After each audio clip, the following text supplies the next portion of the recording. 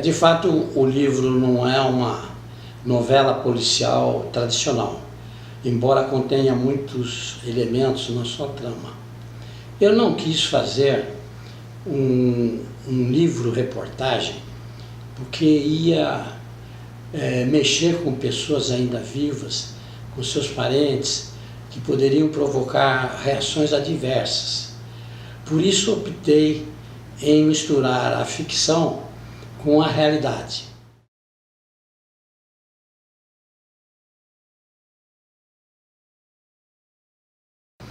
Aparentemente não, mas não tenho certeza. Existem muitos personagens ainda vivos e existem muitas pessoas ainda que participaram do drama. Por isso não creio que possa haver reações adversas, mas não posso ter certeza.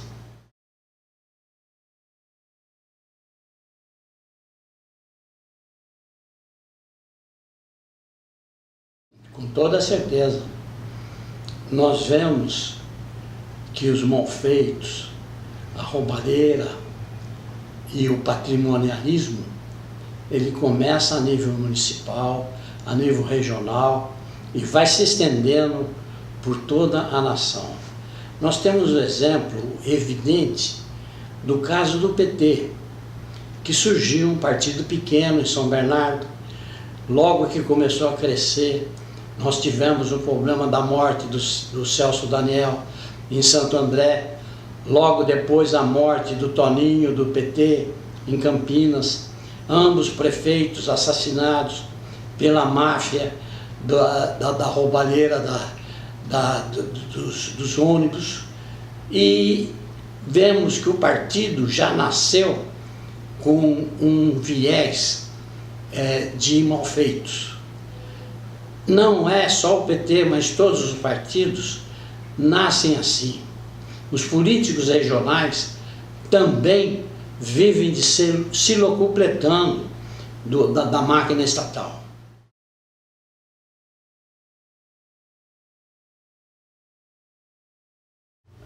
Eu me decidi ir fundo nessa história porque ela sempre me causou um espanto e ela sempre ficou impregnada no meu coração. Porque desde jovem eu conheci o Dr. Armando e aprendi a respeitá-lo. A minha família gostava muito bem, ele tratava das minhas irmãs, da minha mãe, meu pai era muito amigo dele. E ele era um homem que ia de manhã cedo cuidar de crianças pobres, inválidas, cuidava delas. Ele era amado pela população. Enfim, era um justo. E que, não sei por que ironia do destino, ele foi tragado por uma tragédia imensa. Um seu filho foi para o cemitério, o outro para a cadeia. Essa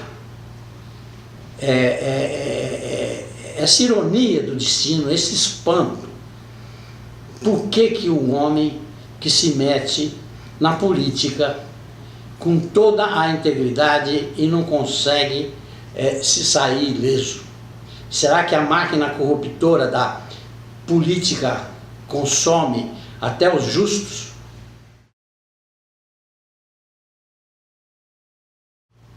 A maior dificuldade de apuração foi ter acesso às testemunhas e ter acesso aos documentos. As testemunhas me evitavam, a polícia impedia que qualquer um falasse comigo, o Poder Judiciário, o juiz de direito, proibia as pessoas de falar comigo. Elas evitavam até a minha presença nos bares e nenhum documento eu tinha acesso. Depois de um certo tempo, depois de muito insistir, eu fui conseguindo algumas colaborações, mas a inércia a covardia, a fuga permanente da sociedade em abordar esse assunto era terrível. Não sei se por amor ao médico ou se por medo, mas creio que mais por medo da máquina, da máfia que controlava o poder na cidade.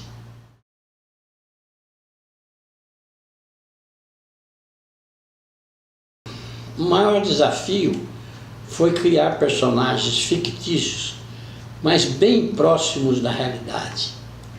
Os personagens, mesmo fictícios para fugir o nome e a personalidade jurídica, eles têm um perfil que qualquer cidadão de Montenegro pode identificar. Esse é fulano, aquele é Beltrano.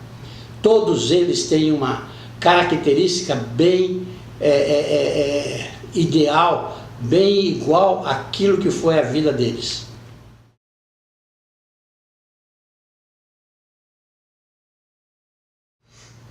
O título é tirado de uma discussão que eu mantive com a vítima do filho do prefeito assassinado.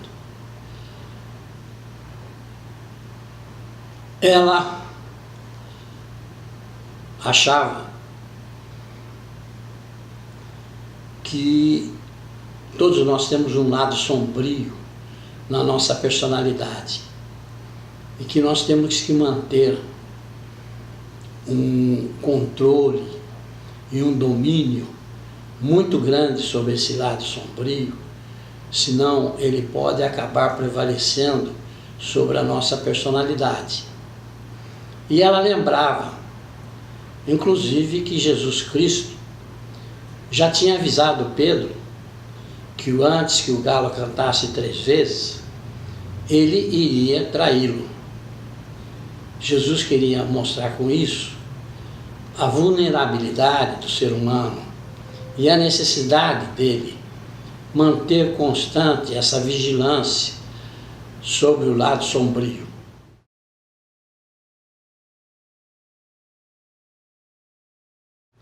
Cerca de 1 ano, em espaços intervalados, porque eu tinha que trabalhar como jornalista, manter o salário, a profissão, a família.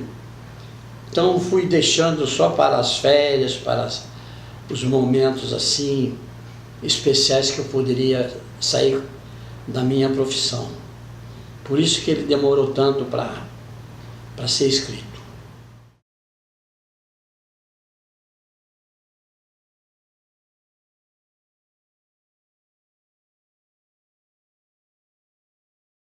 É uma boa pergunta, que às vezes eu fico tentando eu mesmo encontrar uma resposta.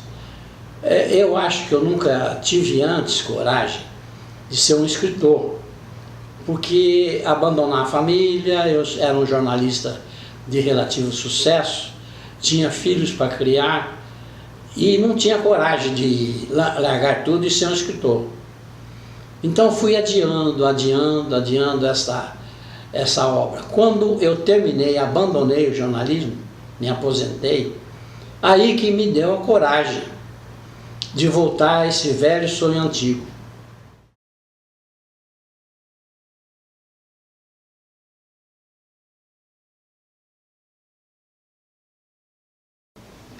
Rumores eu não acredito, mas eu gostaria muito de que tivesse um efeito nessas 2 cidades, mostrando como uma degradou todas as suas fontes hidrominerais e a outra, Serrânia, preservou de uma forma espetacular as suas próprias fontes.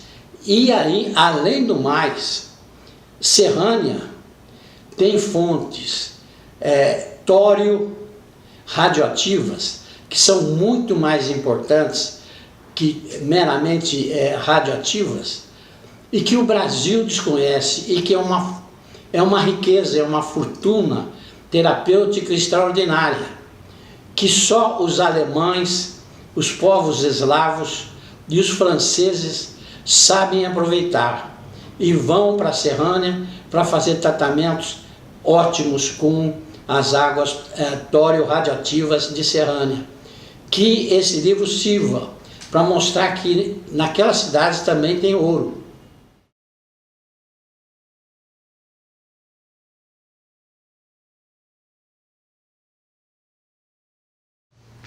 Não creio muito.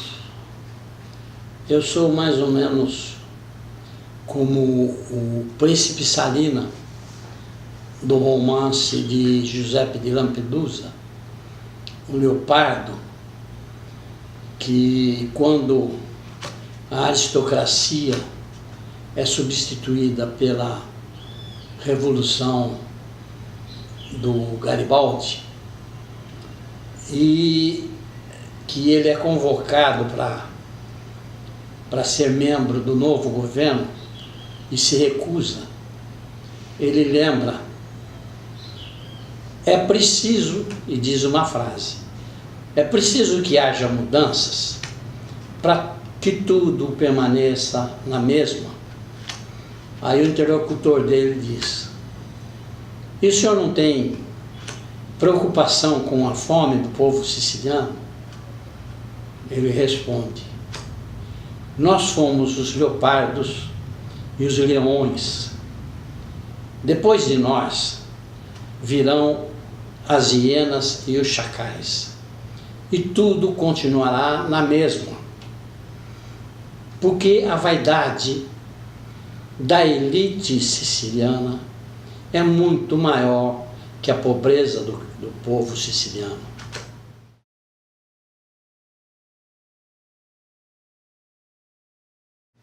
Conheci vários,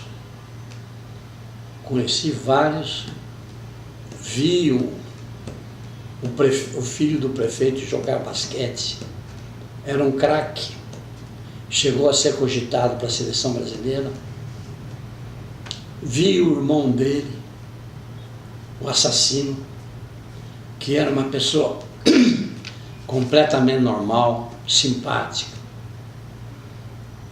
Conheci o prefeito, conheci o secretário da prefeitura, que foi o braço direito do doutor Armando, que nunca deixou a prefeitura degringolar enquanto ele esteve vivo.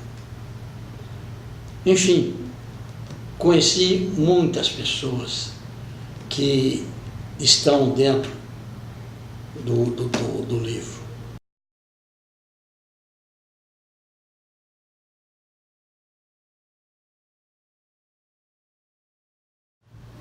Houve uma surpresa muito grande quando eu descobri um processo judicial de um prefeito assassinado e cujo processo tinha apenas 4 páginas.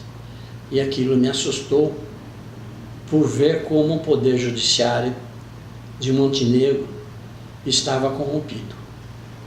Aquilo me assustou até. O que te assustou particularmente nesse processo que você acabou descobrindo por acaso? Porque foi uma queima de arquivo evidente que as autoridades queriam encobrir. Por que você está dizendo isso? Como é que era esse processo?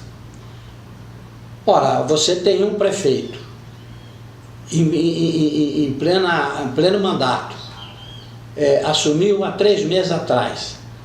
Ele é assassinado justamente quando ele dizia que ia contar todos os malfeitos que ele tinha encontrado na prefeitura. Só poderia ser queima de arquivo. E como se deu essa queima de arquivo?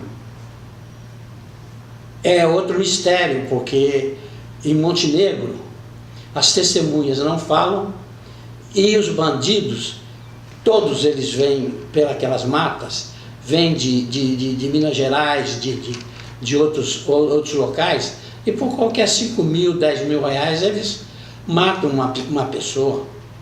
O preço da vida lá não é muito caro.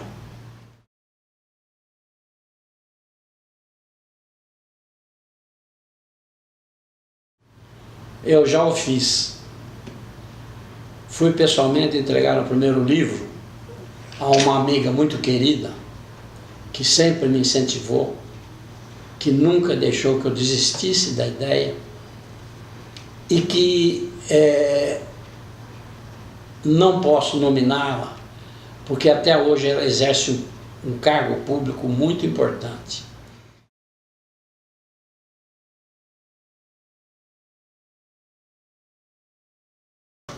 Foi longo e trabalhoso. Muitas vezes eu pensei em desistir. Outras vezes eu pensei que o tempo não poderia apagar essa história.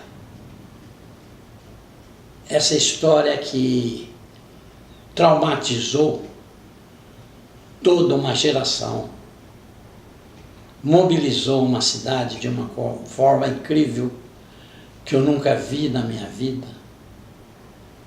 A cidade toda parando, tanto para o linchamento do assassino, como para o enterro do prefeito e médico que eles amavam. Foram 2 episódios tão singulares que não saíram mais da minha cabeça.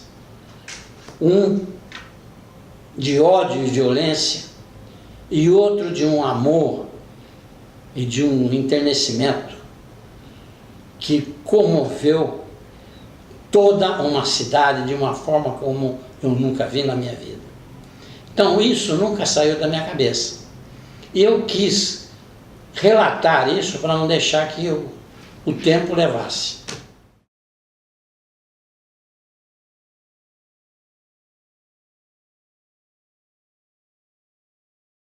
De uma certa forma, sim, porque eu me formei bacharel em ciências jurídicas, mas eu nunca, na realidade, exerci o direito, a prática do direito.